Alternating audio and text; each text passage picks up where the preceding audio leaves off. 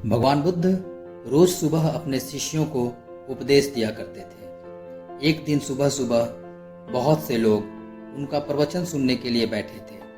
बुद्ध अपने समय से सभा में पहुंचे, पर आज शिष्य उन्हें देखकर आश्चर्यचकित थे, क्योंकि आज बुद्ध अपने हाथ में कुछ लेकर आए थे। करीब आने पर शिष्यों ने देखा कि उनके हाथ में एक रस्सी थी। बुद्ध अपने स्थान पर बैठ गए और बिना किसी से कुछ कहे रस्सी में गांठें लगाने लगे।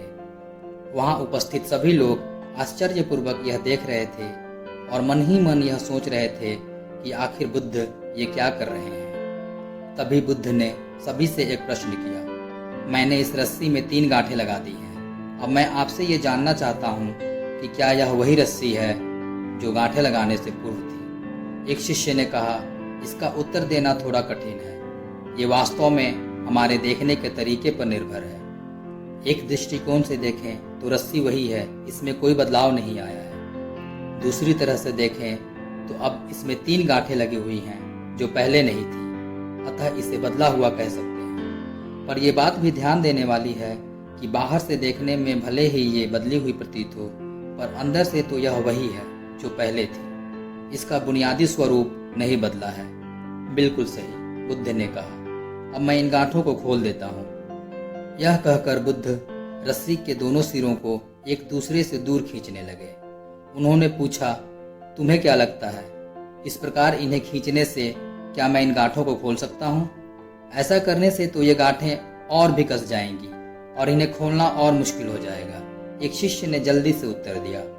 बुद्ध ने कहा, ठीक है, अब एक आखिरी प्रश्न, बताओ इन गांठों को खोलने के लिए हमें क्या करना होगा?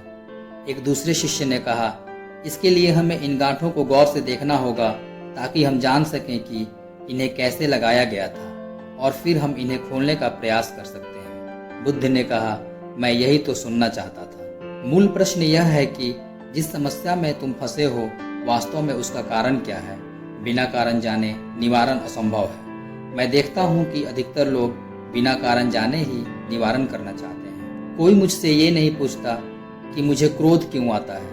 लोग पूछते हैं कि मैं अपने क्रोध का अंत कैसे करूं। कोई यह प्रश्न नहीं करता कि मेरे अंदर अहंकार का बीज कहां से आया।